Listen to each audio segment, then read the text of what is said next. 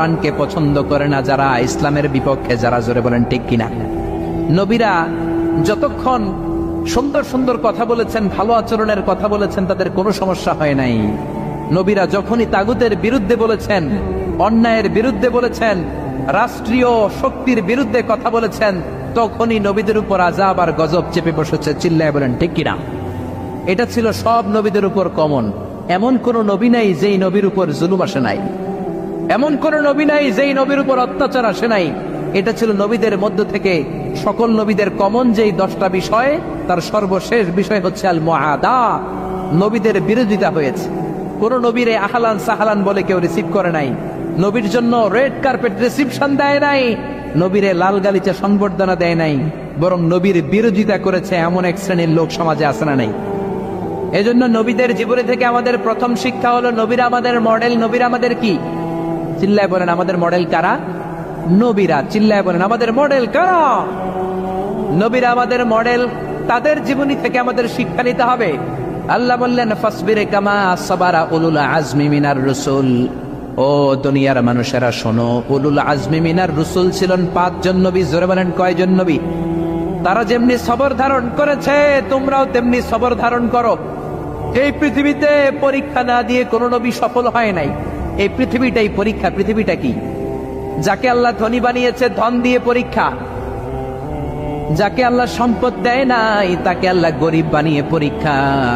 আমাদের যাদেরকে আল্লাহ ছেলে বানিয়েছে ছেলে বানিয়ে পরীক্ষা, যাদেরকে আল্লাহ নারী বানিয়েছে তাদেরকে নারী বানিয়ে পরীক্ষা। জোরে বলেন ঠিক কিনা।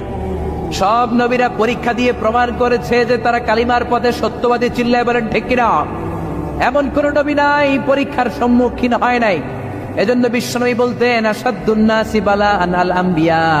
দুনিয়ার মধ্যে সবচাইতে বেশি বালা মুসিবত এসেছে নবীদের। জোরে বলেন কাদের?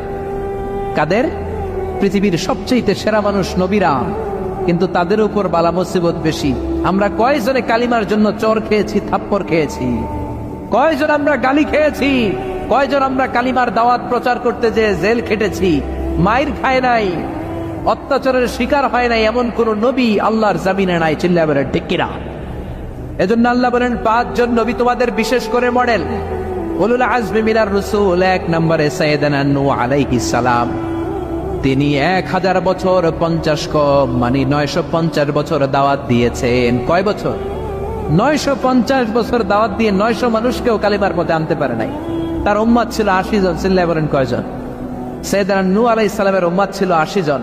এজন্য সংখ্যায় যদি অনেক হয়, ফলোয়ার যদি খুব বেশি হয়, অনুসারী যদি খুব বেশি হয়, তার মানেই আপনার সফলতা নয়। সহিহ বুখারীর বর্ণনা, কিয়ামতের দিন অনেক নবী দাঁড়াবে, তাদের সাথে লক্ষ লক্ষ উম্মত। সবচাইতে বেশি উম্মত নিয়ে দাঁড়াবে বিশ্বনবী মুহাম্মদ সাল্লাল্লাহু। আবার এমন অনেক নবী দাঁড়াবে, ওই নবীর উম্মত মাত্র 10 জন। জোরে বলেন কয়জন? আবার অনেক নবী কিয়ামতের দিন দাঁড়াবে, মাহু রাজুলান, তার উম্মত 2 জন। কয়জন? আবার এমন অনেক নবী দাঁড়াবে, তার উম্মত মাত্র 1 জন, মানে 1 জন ঈমান এনেছে। আজীবন দাওয়াত দেওয়ার রেজাল্ট হচ্ছে ফলাফল 1 জন অনুসারী। কয়জন? আবার এমন অনেক নবী কিয়ামতের ময়দানে দাঁড়াবে, তার সারা জীবনের দাওয়াতের কারণেও 1 জন ঈমান আনে নাই, 1 জন উম্মত নাই।